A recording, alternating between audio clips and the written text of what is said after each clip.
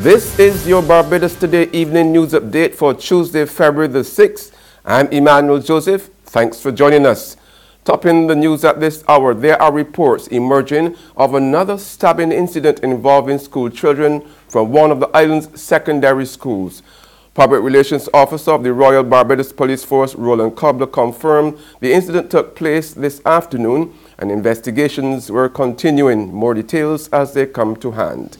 In other news this Tuesday, government is expected to rake in more revenue next financial year, but its spending is likely to remain pretty much the same. That's according to the figures set out in the estimates for the 2018-2019 financial year laid in Parliament today.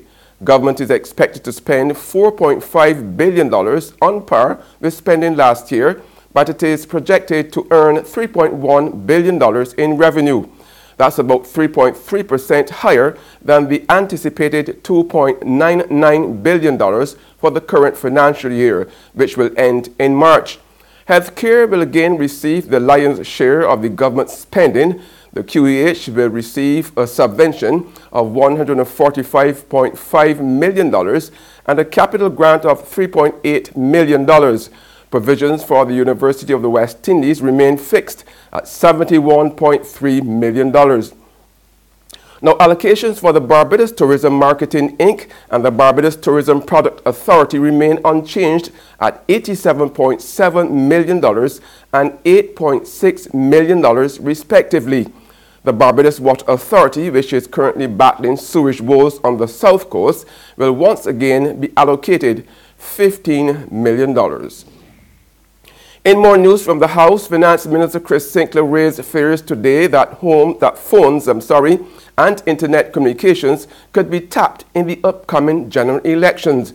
As he made his contribution to the debate on the Telecommunications Amendment Bill 2017 this afternoon, Sinckler charged that between 2000 and 2009, there was an operation in the former Barbados Labour Party administration where someone was tapping into the private affairs of Barbadians and the files have been kept. He suggested that this was done without the knowledge of the then party leader and Prime Minister Owen Arthur, whose phone was also tapped. Sinckler called for a full investigation into the matter as he raised fears that the illegal operation could be employed once the elections are called. I fear that the people who were sitting behind such a clandestine and wicked and dastardly attempt to bastardize the rights of Barbadians in Barbados, criminal attempt, are waiting in the wings to gather onto themselves the power to continue with their nefarious activities when the election is called.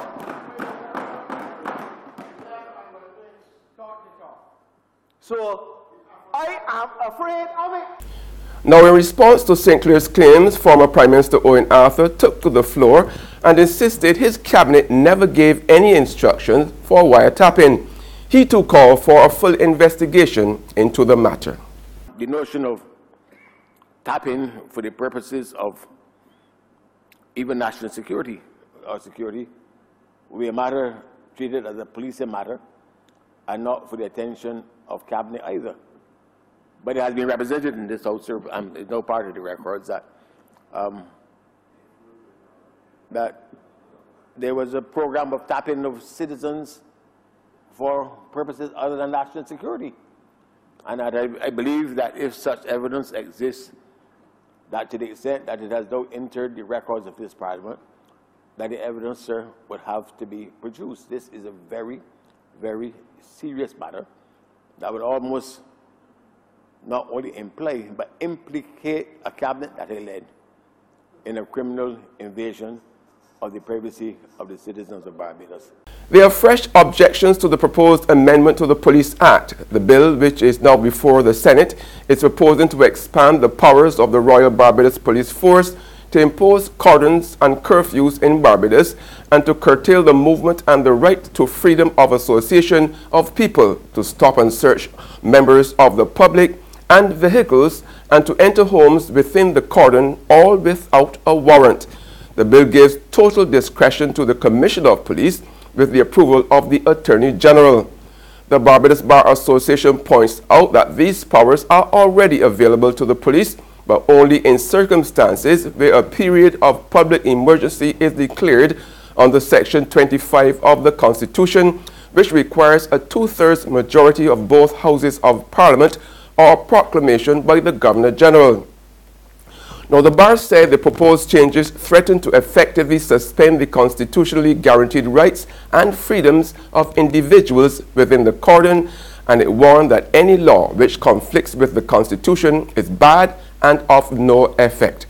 The bar described the proposed amendments as unnecessary and said the government has failed to give a reason why such drastic measures are necessary at this time. It called for widespread consultations on the proposed changes.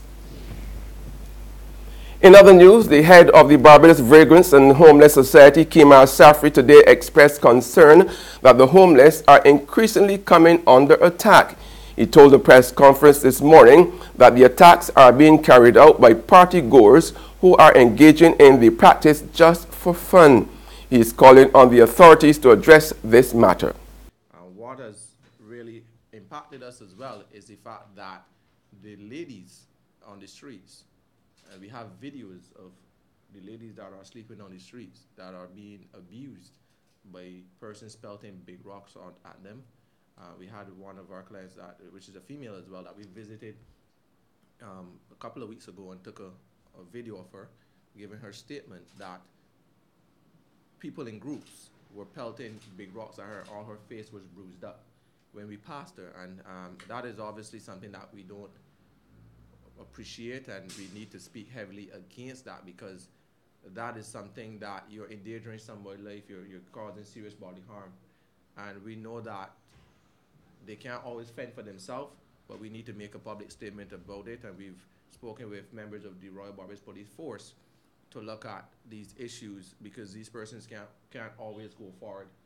Last month, the body of 69-year-old Tyrone Pitiful Stout, who was homeless, was found on the compound of the People's Market in Eagle Hall with multiple stab wounds. There's regional and international news after this short break.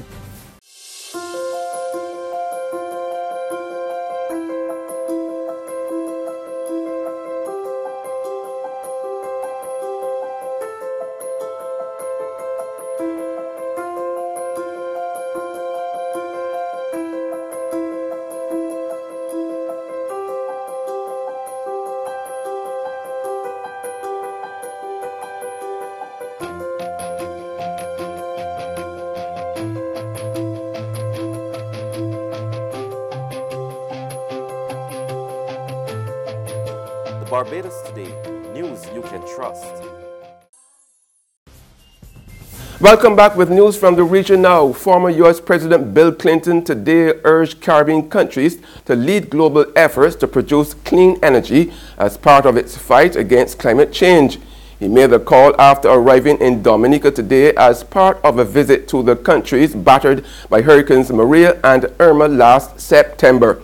Clinton praised the efforts of Dominicans to rebuild the country and underscored that the island must use the opportunity to build its resilience. And on the international scene, a strong earthquake in Taiwan has killed at least 2 people and injured more than 100 others. The powerful 6.4 magnitude tremor struck just off the island's east coast. Photographs show tilting and collapsed high-rise buildings, scattered debris, and extensive damage to roads in the area.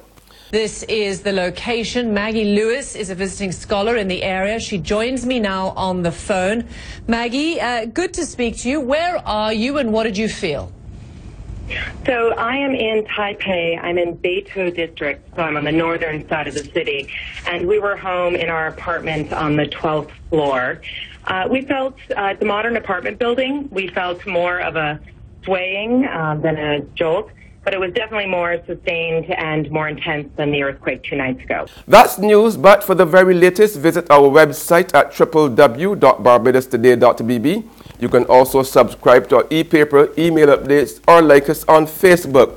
We are also on Izumi Media in bus terminals, as well as screenplay at supermarkets and gas stations near you.